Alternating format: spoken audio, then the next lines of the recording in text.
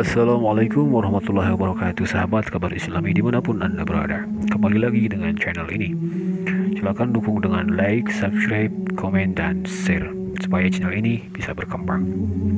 Sahabat, dalam kesempatan kali ini kita akan kembali membahas dengan seorang murtadin, yakni Ali Markus, yang mengaku sebagai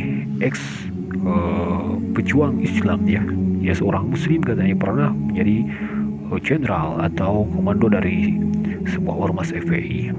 Namun setelah Allah mencabut hidayah dari dalam hatinya, dia keluar dari agama Islam dan berbalik menjadi sebagai penghancur Islamnya. Dalam kali ini kita akan melihat, mendengarkan apa-apa saja yang terekam dari mulut dia tentang agama Islam, yang menurut kami sebagai pengamat, apa yang dilakukan, apa yang diucapkan dia tentang ajaran atau syariat agama Islam ini merupakan sebuah kekeliruan dan pembodohan sekali, yang kami tolak mentah-mentah. Mungkinkah ini yang menyebabkan dia mengalami sekarat yang begitu mengerikan? Kita akan lihat, oke? Punya gelar AS, Muhammad punya gelar SAW.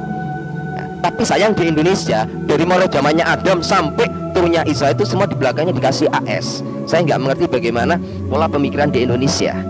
Saya nggak ngerti dia memakai paham yang bagaimana. Yang jelas gelar ini pengakuan seluruh umat Islam di dunia. Dua gelar ini hanya dimiliki dua nabi. AS ini artinya Allahis Salam, pemberi penjamin keselamatan. Sehingga Yesus diberikan gelar Asyukru, perhiasan syafaat, pemberi jaminan keselamatan itu sendiri. Muhammad itu diberikan gelar SAW, Sallallahu Alaihi Wasallam, artinya adalah peminta jaminan keselamatan. Ini perbedaannya. Sehingga Muhammad diberikan gelar Nabi pembawa sholawat. Yang satu Nabi pembawa syafaat, yang satu Nabi pembawa sholawat.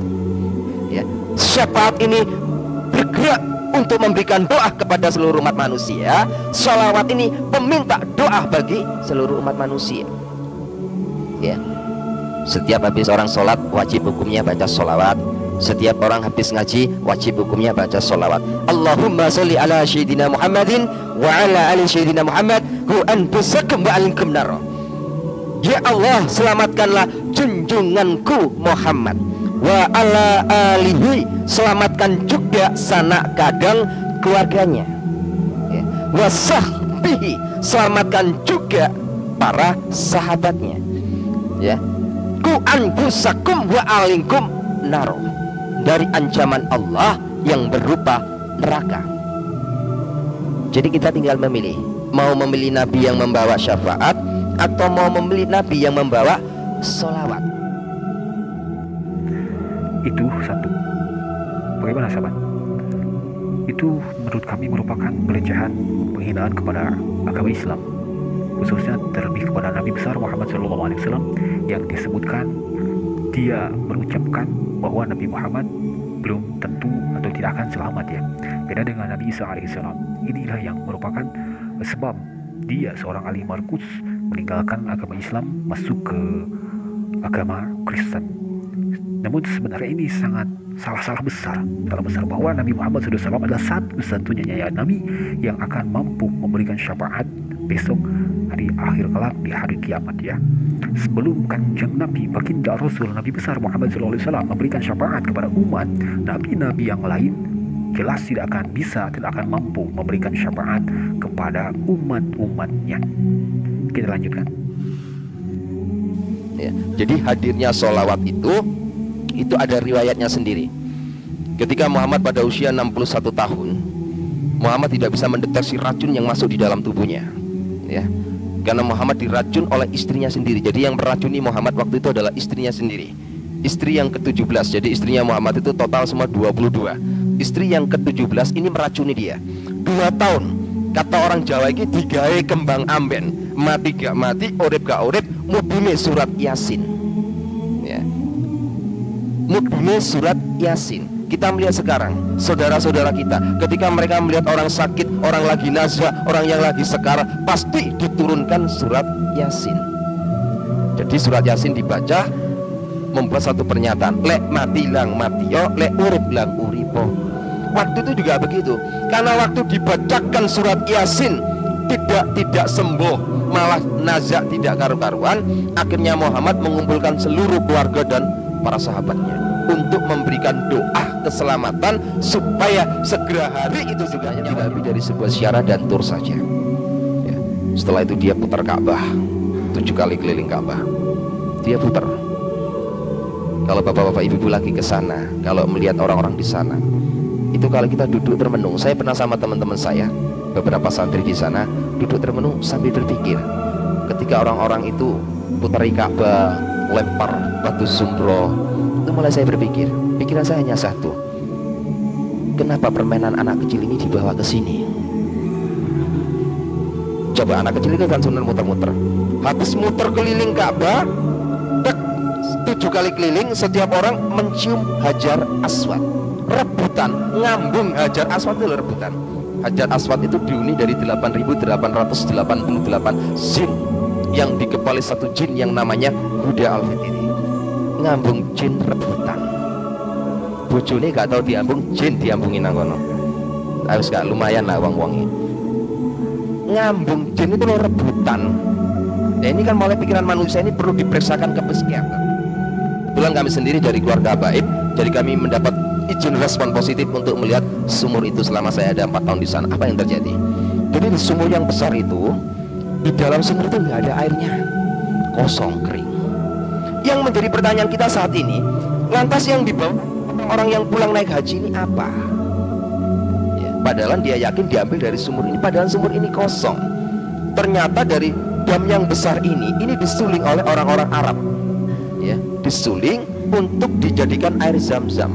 Jadi sebenarnya yang dibawa oleh orang-orang pulang dari Mekah masuk ke Indonesia ini bukan air Zam-Zam yang ada di dalam sumur ini, tapi yang benar adalah air Zam-Zam made in PDAM Arab. Iya sahabat, ternyata itulah kurang lebih ada 4 yang dikemukakan oleh seorang murtadin Ali Makrus atau siapa ya lah itu namanya. Yang pertama, dia menyebutkan bahwa Nabi Muhammad SAW tidak akan selamat atau belum tentu selamat di akhir kelak ya. Itulah yang menyebabkan dia keluar dari agama Islam, meninggalkan agama Islam dan memasuki agama Kristen yang dianggap Nabi Muhammad ya seorang nabi saja tidak akan selamat, apalagi umatnya. Itu merupakan suatu pelecehan atau penghinaan besar kepada umat Islam, khususnya kepada Nabi besar Muhammad SAW. Dan yang kedua, dia katakan bahwa Nabi Muhammad SAW itu diracun ya, Masya Allah, na'udzubillah, diracun, meninggal wafatnya Nabi besar Muhammad SAW itu diracun. Padahal itu jauh dari sejarah Islamnya. Ini juga dia mengatakan tentang sebuah ibadah haji tentunya. Dia katakan ibadah haji itu merupakan hura-hura atau cuman poya-poya atau cuman sekadar rekreasi yang tidak ada bermanfaatnya. Pembodohan katanya. Masya Allah, na'udzubillah, semua na'udzubillah. Adab seorang murtadin ini akan dirasakan. Kita lihat nanti di akhir video ya, bagaimana pedihnya, mengerikannya begitu sakaratul mautnya. Yang terakhir dalam video ini kita akan lihat itu ternyata dalam penghinaan kata-kata yang diucapkan oleh seorang murtadin ini, dia mengatakan bahwa dia juga mengaku sebagai keturunan habaib ya Nabi. Ini yang menjadi aneh bagi kita sebagai laku umat muslim. Dia menghina, dia menjelekkan baginda Nabi, tetapi dia juga mengaku ingin diakui sebagai keluarga Ham. Masya Allah, na'udzubillah, seorang murtadin. Semoga kita dijauhkan dari sifat sikap dari orang-orang seperti itu ya. Sebagaimana yang telah kita ketahui bahwa orang-orang yang murtad termasuk orang-orang yang kafir yang akan masuk ke dalam neraka Allah Subhanahu wa taala secara kekal abadi. Kita lihat, inilah detik-detik sakaratul maut murtadin yang meninggalkan dunia ini untuk selama-lamanya. Sungguh mengerikan, sungguh mengenaskan.